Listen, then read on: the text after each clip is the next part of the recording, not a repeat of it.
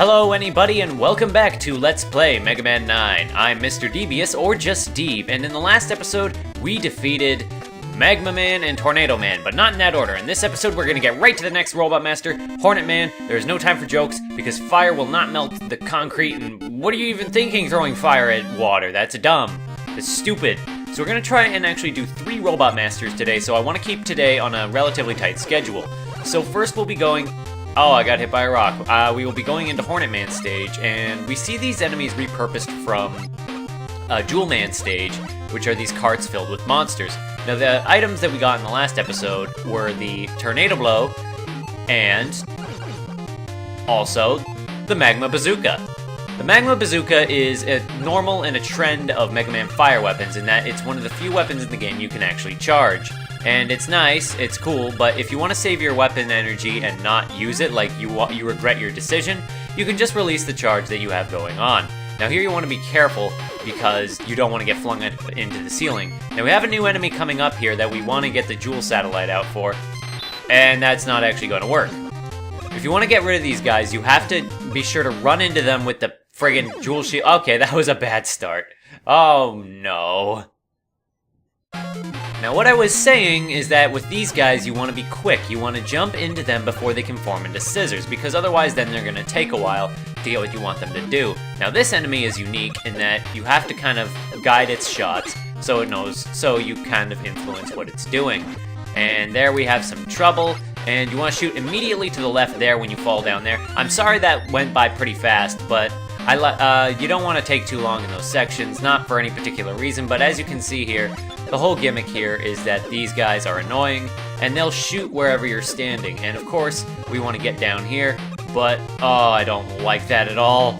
You get way too close to that thing than you like. And here we have a mini-boss, this little doofy flower that'll keep hopping in and out of the field while there's this rotating thing of spikes. That's not insta-kill spikes, but even so, there are insta-kill spikes below the arena. So you kind of want to, you know, not fall. My biggest tip here is to just kind of take your time and go around and make sure you have a good lead on the rotating flowers of death. Now that actually gets us our checkpoint. We're already halfway through Hornet Man's stage. Hornet Man's stage isn't really too bad or anything. And here we have more of these guys, so we want to be ready for them. However, we could also die, and that is problematic, because I don't need to die. I think I only have like 2 lives left. After Magma Man stage in particular, because Magma Man is not a boss or a stage that is usually kind to lives. No, I am going to go through here, but I might use the Rush Jet, specifically because it'll be easiest. The problem with these platforms is if you do not use their length accordingly, they're going to just pull back and push you right off the edge, and then you are going to die. Now, we're actually getting fairly close to the end of the level already, and that is good. We are doing pretty well. This level does kind of... It's one of the few levels where scrolling off screen so that the enemy can respawn can be an issue if you're not careful. So you kind of want to be cautious. Rush Jet is also useful in that room up there that we just came out of, but we didn't use it because I did it the normal way for whatever reason. My thumb slipped, and that's a good way to take care of that, I guess. Oh, I didn't even get that big energy pellet up there, did I? Yeah, the level does this. It will, particularly at the end, you're going to see, like with that right there, is it'll make you scroll the screen so that certain enemies respawn, but at the same time you get power-ups out of it, and as long as you have something good. Like, the Tornado Blow is actually pretty good for that purpose.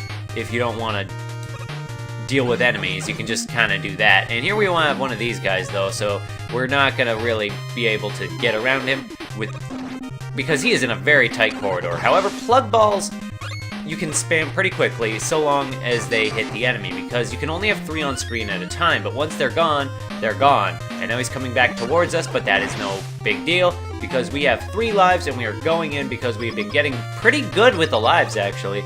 As we go in to the Robot Master. Oh my god, this is going really fast. Now, Hornet Man. I may have said that Magma Man was the hardest Robot Master in the game for me, and Hornet Man is an easy second. he will shoot his bees out, and his bees are kind of the entire basis of his strategy, is they will try to hit you, they will fly into you, and they're incredibly tough to dodge. He himself isn't really much of an issue. I mean, if you can just jump over him. But his bees are a pain in the butt, and I'm gonna try to beat him without using an energy tank, because I kind of want to conserve those. Oh god. Oh, and I got stung and died. Hornet Man is a very tense fight, but I would say he is a fair fight. You just need to really have fast reflexes, and my reflexes aren't perfect. He is... I'm supposed to stop saying like one of the fastest Robot Master fights in the game, but you know, it's hard. It's hard to not say that. I guess you could say he just is the fastest paced Robot Master in the game, but I would actually give that to Plugman, so whatever. And I'm taking critical damage that I should not be taking. However, if we can just... No! Generally, fights with Hornet Man, if you're playing as pretty well, will be pretty close. And I'm dead again. That's not good. I do have an energy tank in store if I do need to use one, and I probably will. And this is also cranking up the time. Yeah, I have one energy tank in store, and I kind of don't want to use that. So I'm just going to try that again, without using the energy tank. But if I get down to my last life, I will use it. Particularly because I don't want to do this stage again. And if I do my stage again, I might as well just start the recording over. Friggin' bees. Friggin' bees.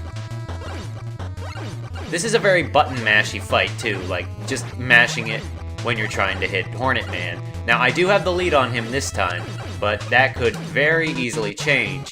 So as I think I've got him on a good lockdown here, you want to destroy at least one of the bees, get down in the corner so they can't really catch you, and, well, you kind of need to play with their distance is the thing, and, oh god, oh no. But I think we can actually get him if... No! Oh god, no!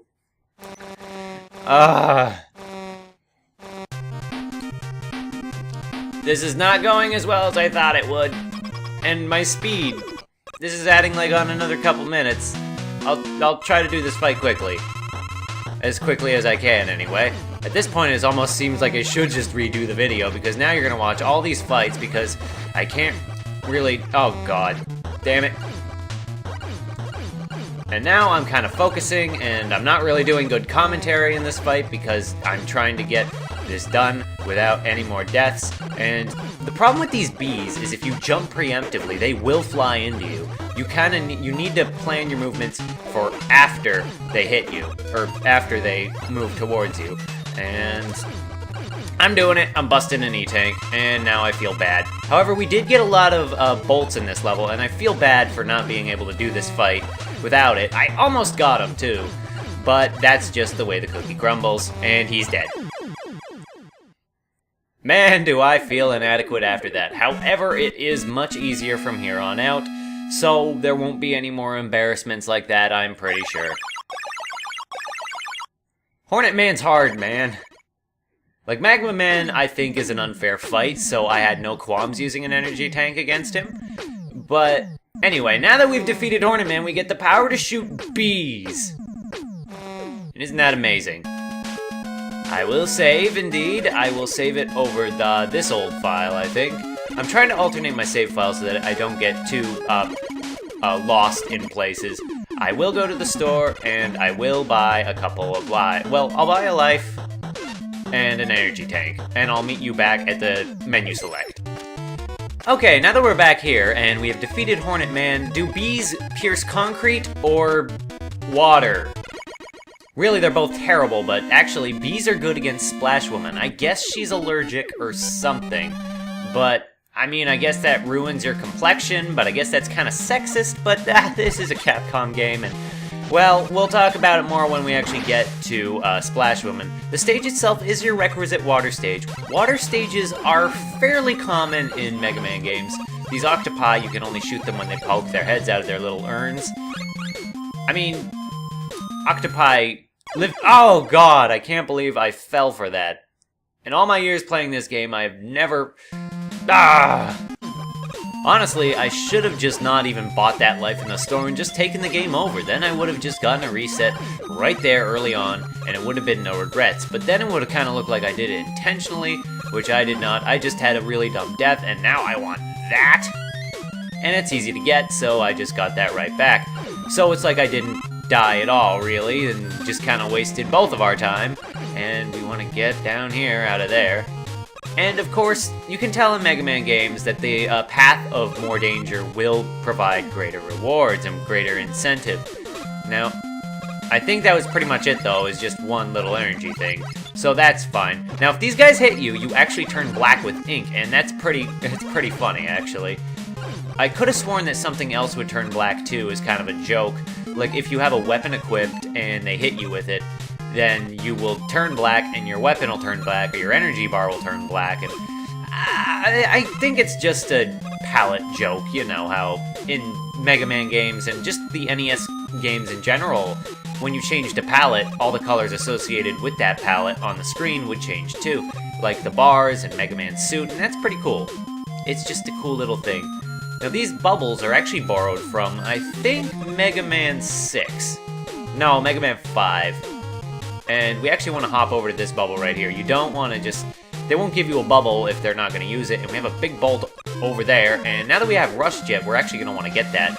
Rush Jet is a really good... It is basically the most broken Mega Man power-up across the series, because you can ride it over most platforming troubles and situations. Even more so than Rush Coil, which just lets you jump over most things. Problem with Magma Bazooka, as you can see here, is it's very particular on what it's going to hit. Either the enemy is right in front of you or at a very specific angle, and that's just kind of tough to spin. Now here we have a platforming fun, and we're going to scale up here on these water platforms with our platforming fun. Isn't that fun? I've done this a few times, so I kind of know what I'm doing, but generally the rule here is you kind of want to wait around to figure out what's going on. Now, this one is very dangerous because they put the spikes right dab in the middle. Not a fan of insta-kill spikes in any game, really. Especially Mega Man, because it can just... one false move, and then you have to redo all of your stuff that you did, and that's just kind of a pain, and here we have those enemies chasing us, and that's no good. However, we do have made it to the boss doors, and we are almost at the end here. And get out of here, you. Now, Splash Woman is weak against Hornets, but you really don't need to use the Hornets against her, and there's a very particular reason for that. Splash Woman is the weakest Robot Master in the game. She also has the distinction of being the only female Robot Master, period. Like, that was like a big deal when Mega Man 9 was announced, and it's like, oh my god, there's a female Robot Master, yay, equality. And then she is the weakest and the easiest to beat, because she takes 2 damage per shot. Now, you could make the argument that she takes 2 damage per shot because she spends so much time up above, and that's fair. But you could make the same argument, you could say that Galaxy Man does the same thing. And I mean, I guess to also be fair, she does have fairly high damage output, because her trident is very powerful, so that does make the fight with her a little more fair. However, oh wow, I died. Well, that's what I get for talking smack, but, you know.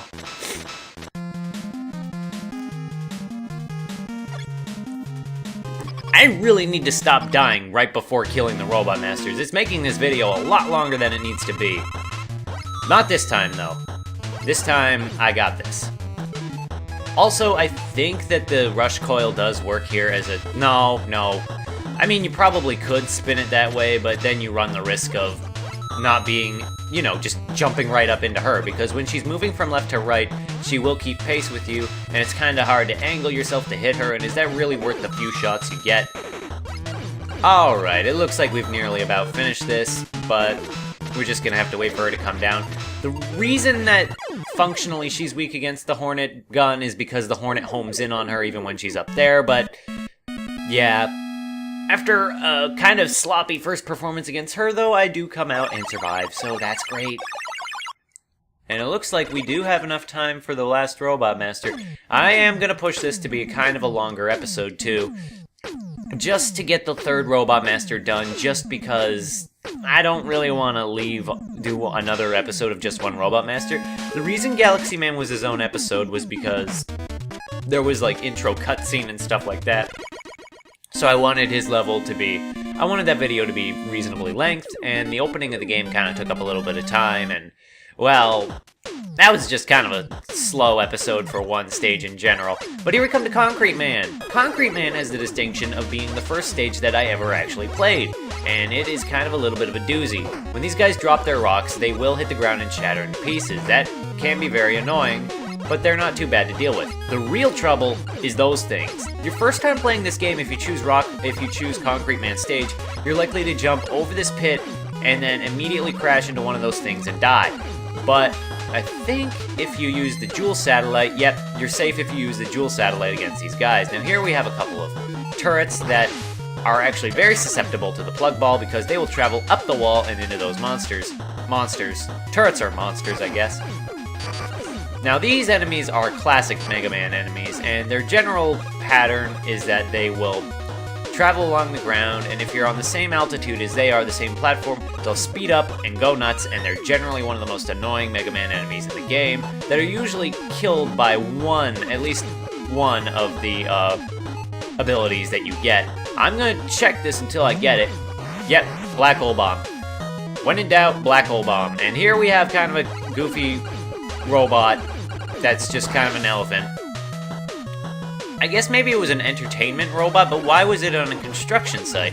And I guess you might be able to argue that it might be on a construction site because maybe it was a manual labor robot. Jeez, I am getting wrecked.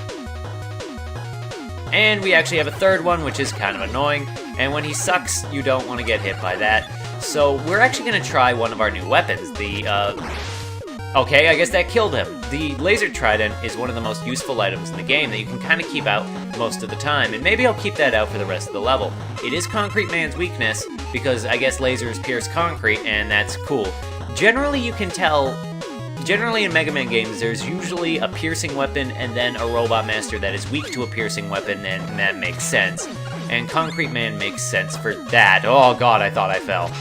Now here we have a different looking block that will drop you into spikes if you aren't careful, and that's kind of blows and sucks and is terrible.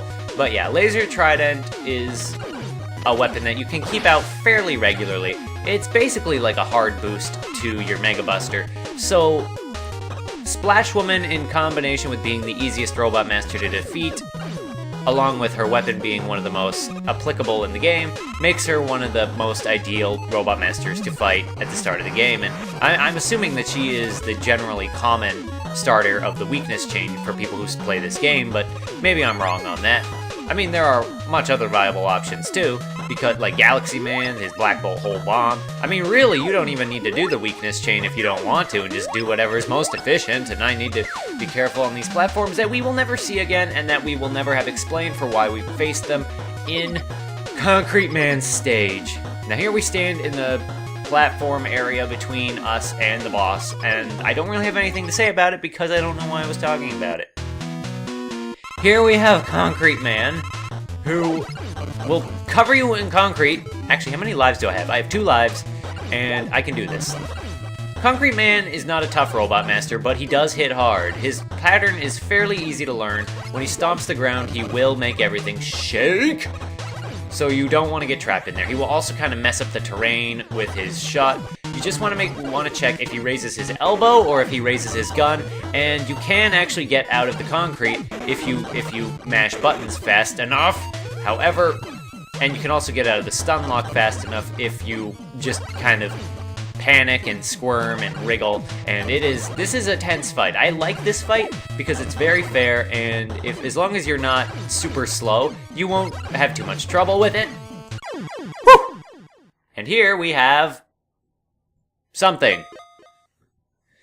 And that, my friends, ends off the 8 Robot Masters. Now for you non-Mega Man players, I know at least one of you is out there, what happens when you defeat the 8 Robot Masters, you might be wondering? Well, you probably already figured it out just by general video game structure. You might be able to guess. And we get Gray Shot. We get the Concrete Shot, which is a very useful weapon. It paralyzes enemies and it makes platforms, so it's very functional.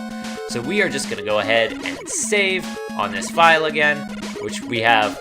Oh, we have 2 lives on now. Hooray! And we're gonna go back to Stage Select. Nothing's gonna go wrong. Now that the robots are defeated, we are completely safe. But this is the memory circuit board. We can play back his memory to see why he went crazy. This is Concrete Man's memory circuit board. I'll put it on the screen. I don't know why they just didn't do this for the first Robot Masters they fought, but whatever. So what are you trying to say? I'm saying you're all going to end up in the junkyard. Of course. When we're done with our work, that's what happens. It's not just you. Millions of robots all over the world are winding up as piles of junk. Actually, cool little note about this cutscene. You'll notice that Concrete Man is absent. Whichever Robot Master you defeat last will be absent from the picture because would be from their perspective. You work hard for humans and then they destroy you when you're no longer needed. That seems actually extremely wasteful. Doesn't that make you angry? Except they're not programmed for anger, so, you know. Just because you reached some arbitrary expiration date doesn't mean you should be scrapped. You're all still quite useful. You have a right to live. I'm going to help you. Together we'll show the world how useful you all can still be.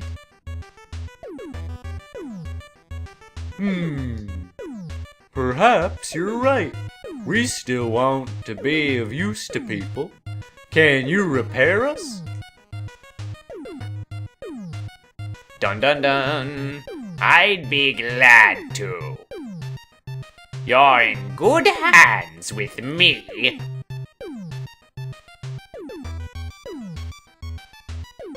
It was Wily all along. And then lights go out.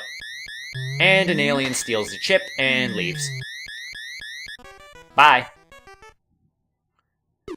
So, actually, yeah, that is pretty unsurprising and traditional for Mega Man fare, but oh my god, I mean, Dr. Wily was behind it all along, and Dr. Light was not the psychopath that he was framed to be. Oh my god, I can't believe it. That is, oh no. If you want to learn more about this stunning revelation and see where we go from here, and when we go after Dr. Wily in the next episode, I just hope to see somebody then. Whoa!